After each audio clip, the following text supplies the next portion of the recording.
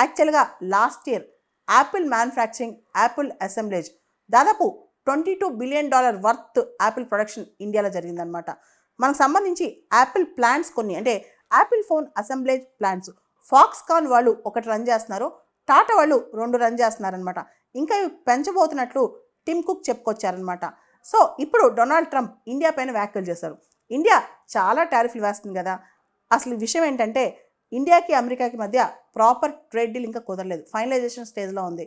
అయితే ఇండియా ఏం ప్రామిస్ చేసింది, ఇండియా అమెరికన్ గుడ్స్ మీద ఎలాంటి టారిఫ్లు వేస్తుంది, దాని మీద ఇంకా స్పష్టత రాలేదు.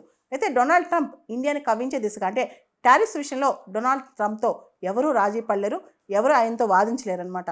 ఈ టైంలో అసలు అమెరికన్ కంపెనీస్ బయట ఎందుకు వెళ్ళాలి, అసలు అమెరికన్ కంపెనీస్ ఇండియాలో ఎందుకు పెట్టుబడులు పెట్టాలి, అమెరికన్ కంపెనీస్ ఇండియాలో అసెంబ్లేజ్ ప్లాంట్స్ ఎందుకు పెట్టాలి, ఇలా ఆలోచిస్తున్నారు. ఓ పక్క భారతదేశం గురించి డొనాల్డ్ ట్రంప్ ఇలాంటి వ్యాఖ్యలు చేస్తుంటే, ఇంకో పక్క అమెరికా చైనా మధ్య ట్రేడ్ డీల్ తాత్కాలికంగా 90 రోజుల పాటు ఒక ట్రేడ్ డీల్ కుదిరిందనమాట.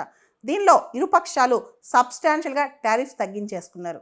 అంతేకాదు ఈ 90 రోజుల లోపల వాళ్ళిద్దరూ కూడా ఒక ప్రాపర్ ట్రేడ్ డీల్ అనేది పర్మనెంట్గా ఫైనలైజ్ చేసుకోబోతున్నారంట. అంటే చైనా నుంచి పెట్టుబడులు ఎత్తేసి బయటకు వచ్చే తరుణంలో చాలా కంపెనీస్ ఉన్నాయి. ఈ టైంలో చైనా కూడా తగ్గి అమెరికాతో ట్రేడ్ డీల్కి వచ్చిందనమాట. అమెరికా కూడా తగ్గి చైనా మీద టారిఫ్స్ తగ్గించేసింది.